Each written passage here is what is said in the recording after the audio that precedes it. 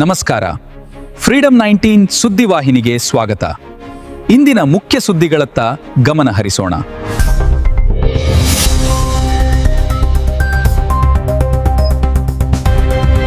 ನಮಸ್ಕಾರ, ನೀವು ನೋಡ್ತಾ ಇದ್ದೀರಾ ಫ್ರೀಡಂ 19 ನ್ಯೂಸ್ ಚಾನೆಲ್.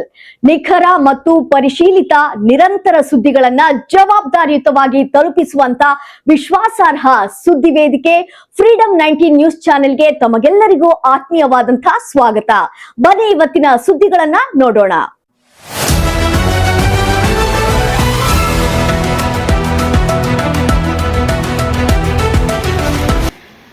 ದೂಪದಾಳ ಜಲಾಶಯಕ್ಕೆ ಸಚಿವ ಸತೀಶ್ ಜಾರಕಿಹೊಳಿ ಭೇಟಿ, ನೀರಿನ ಮಟ್ಟ ಪರಿಶೀಲನೆ. ಬೆಳಗಾವಿ ಜಿಲ್ಲೆಯ ಗೋಕಾಕ್ ತಾಲೂಕಿನ ದೂಪದಾಳ ಜಲಾಶಯಕ್ಕೆ ಲೋಕೋಪಯೋಗಿ ಸಚಿವ ಸತೀಶ್ ಜಾರಕಿಹೊಳಿ ಭೇಟಿ ನೀಡಿ ಜಲಾಶಯ ನೀರಿನ ಮಟ್ಟವನ್ನು ಪರಿಶೀಲಿಸಿದರು.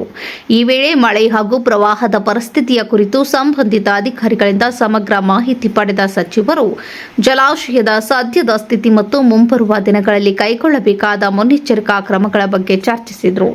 ಯಾವುದೇ ತುರ್ತು ಪರಿಸ್ಥಿತಿ ಎದುರಾದರೆ ಸಾರ್ವಜನಿಕರಿಗೆ ಯಾವುದೇ ತೊಂದರೆಯಾಗದಂತೆ ಅಗತ್ಯ ಮುನ್ನೆಚ್ಚರಿಕಾ ಕ್ರಮಗಳನ್ನು ಕೈಗೊಳ್ಳುವಂತೆ ಅಧಿಕಾರಿಗಳಿಗೆ ಸಚಿವ ಸತೀಶ್ ಜಾರಕಿಹೊಳಿ ಕಟ್ಟುನಿಟ್ಟಿನ ಸೂಚನೆ ನೀಡಿದರು. ಜಿಲ್ಲೆಯಲ್ಲಿ ಮಳೆಯ ಪ್ರಮಾಣ ಹಾಗೂ ಜಲಾಶಯಗಳ ನೀರಿನ ಮಟ್ಟದ ಮೇಲೆ ನಿರಂತರ ನಿಗಾ ಇರಿಸಿ ಅಗತ್ಯವಿದ್ದರೆ ತಕ್ಷಣ ಕ್ರಮ ಕೈಗೊಳ್ಳುವಂತೆ ಅಧಿಕಾರಿಗಳಿಗೆ ನಿರ್ದೇಶನ ನೀಡಲಾಗಿದೆ. Gous Sanadi, freedom 19 news, Belagavi.